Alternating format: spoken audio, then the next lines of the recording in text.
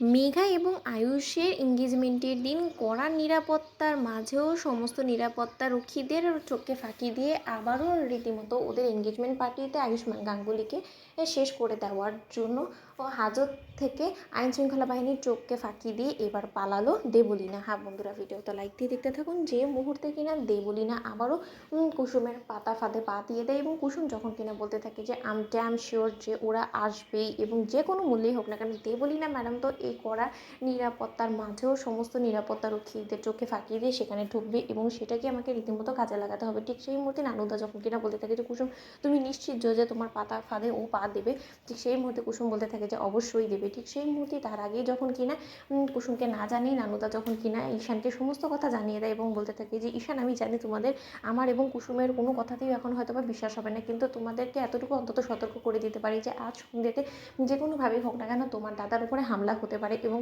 সেটা করবে রীতিমতো জেল থেকে বেরিয়ে আসা সেই দেবলীনা। এবং দেবলীনা ঠিক সময় সুযোগ বুঝে আবারও সে জেলে গিয়ে রীতিমতো কুসুমকে মিথ্যেবাদী প্রমাণ করার জন্য ওঠে পড়ে লাগবে। কিন্তু তোমাকে শুধু কথাটা বলছি এই কারণে যে তুমি দেখো আমাদের কথাটা তুমি মিলিয়ে নিও। ঠিক সেই মুহূর্তে সন্ধিক্ষণী আসা মাত্র যখন কিনা সমস্ত গেস্টরা আসা শুরু করে দেয় এবং কড়া নিরাপত্তার মধ্যে যখন কিনা দেবলীনা রীতিমতো ওয়েটার সেজে সেখানে ঢুকে পড়ে এবং দেবলীনার সঙ্গে দেবলীনার উপর নজর রাখার জন্য যখন কিনা নানুদা এবং কুসুমও যখন কিনা ওয়েটার সেজেই সেখানে ঢুকে পড়ে এবং কুসুম যখন কিনা বলতে থাকে যে নানুদার সর্বক্ষণ কিন্তু আমাদের দেবলীনা ম্যাডামের উপরে নজর রাখতে হবে এবং কোনো মতেই দেবলীনা ম্যাডামকে এটা বুঝতে দেওয়া যাবে না যে আমরা তার উপর নজর দিয়ে বসে আছি এবং সে যে মুহূর্তে কিনা ছোটো সাহেবের উপরে হামলা করার চেষ্টা করবে তাৎক্ষণিক তাকে রীতিমতো বিরত রাখতে হবে সমস্ত কিছু করা থেকে। এবং এই জিনিসটা আমাদেরকে খুব সতর্কতার সঙ্গে করতে হবে, কারণ দেবলীনা ম্যাডাম কিন্তু সময় সুযোগ বুঝে সমস্ত লোকেদের মধ্যে আতঙ্ক সৃষ্টি করে সে এখান থেকে কিন্তু সমস্ত লোকেদেরকে ফাঁকি দিয়ে পালানোর ব্যবস্থা করবে। ঠিক সেই মুহূর্তে নানুদা যখন কিনা বলতে থাকে যে তাৎক্ষণিক আমরা ওদেরকে হাতে নাতে ধরে ফেলবো সেরকম কিছু, ঠিক সেই মুহূর্তে কুসুম বলতে থাকে যে না, দেবলীনা ম্যাডামকে জেলে যেতে দিতে হবে,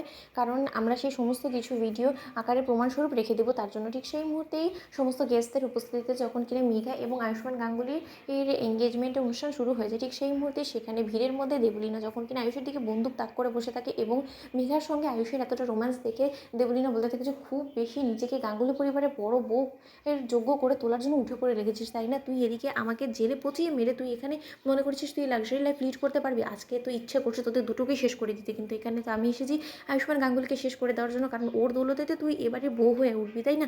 সেই স্বপ্নটাই যদি তোর আমি ভঙ্গ করে দিই তাহলে কি হবে? তুই আমার সঙ্গে অনেক খেলেছিস, আমার সঙ্গে বিশ্বাসঘাতকতা করেছিস, এবার তুই দেখ তোর কী অবস্থা আমি করি, তোর এই স্বপ্ন আমি ভেঙে চুরমার করে দেবো। তুই আমার সঙ্গে বিশ্বাসঘাতকতা করেছিস, এবার তুই দেখবি যে গাদ্দারি করার জন্য দেবলীনার সঙ্গে এর পরিণতিটা কতটা ভয়ঙ্কর হয়। মেঘা, এবার তুই অক্ষরে সমস্ত কিছু টের পাবি। তো বন্ধুরা, লাইক এবং শেয়ার করে সাবস্ক্রাইব করতে ভুলো না।